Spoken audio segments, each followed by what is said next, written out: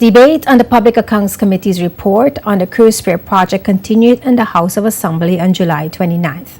The motion to debate the report was brought to the House on June 22nd by opposition member for the 1st District, Andrew Foy.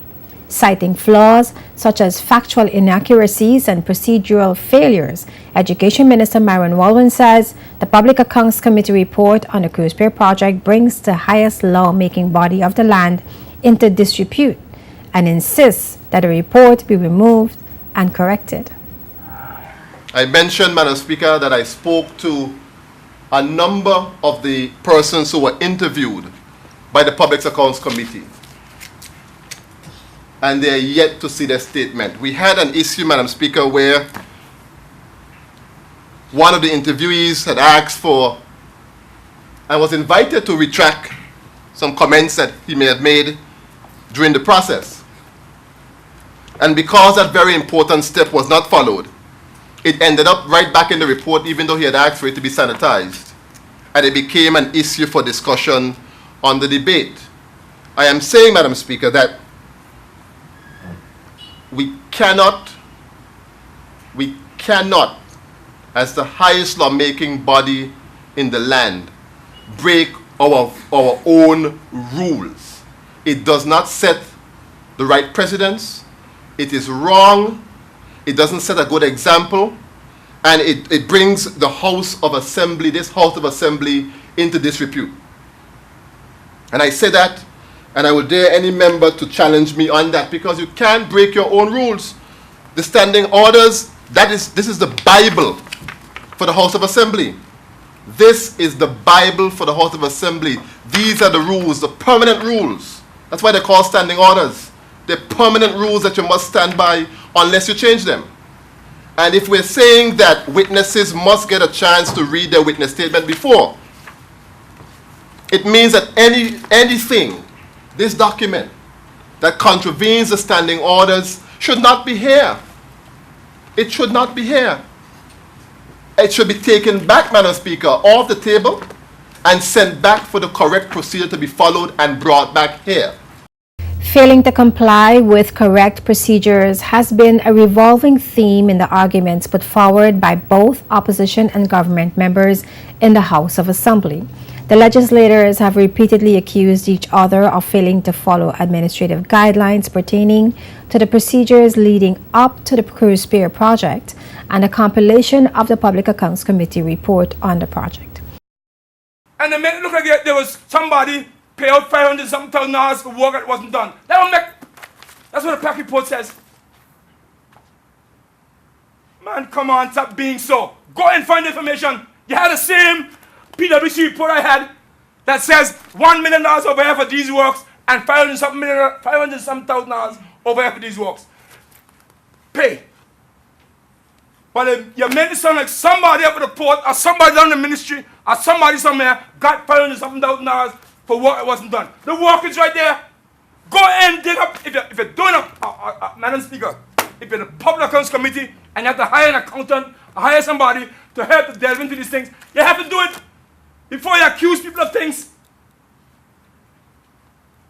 Nothing short, Madam Speaker, nothing short some day ago when the member first spoke of accusing people of wrongdoings.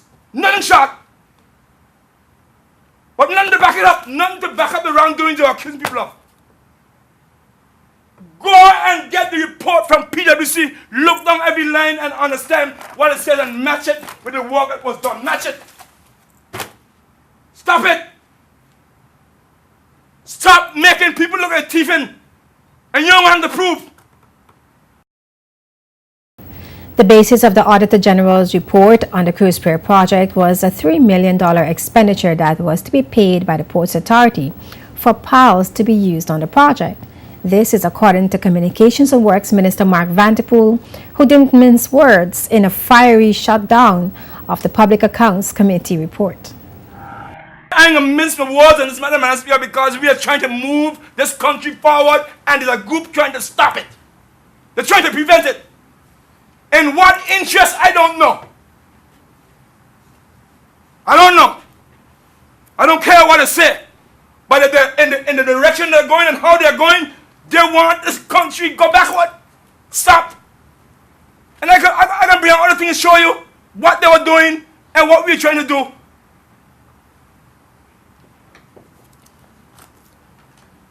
And come on, PAC report. And, you know, Madam Speaker, it's unfortunate because whatever the genesis was for the Auditor General's report that they claim they're using to bring the PAC report, it's unfortunate because I'm coming to that. The genesis, as I understand it, of the Auditor General report was that the Port Authority was going to buy $3 million of piles for the port. Let me say it again. The genesis or the basis of the Auditor General's report when it was commissioned by whomever was because the BVI Port Authority,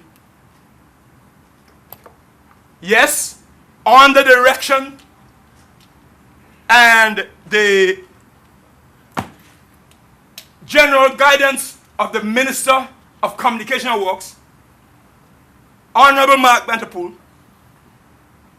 was going to spend $3 million to buy some piles to develop the port over there. That's the genesis. In an address to the territory, Minister Vanterpool stated that the $3 million purchase of piles did not happen. The minister says facts show that the Auditor General and the Public Accounts Committee reports are inaccurate and have incomplete conclusions. I am disappointed that I have to continuously point out and correct the inaccuracies that continue to be fueled by certain members of the opposition in the House of Assembly, specifically through their recently tabled Public Accounts Committee report. The Port Development Project Special Report by the Office of the Auditor General on the same subject also contains insufficient and incomplete information resulting in inaccurate conclusions.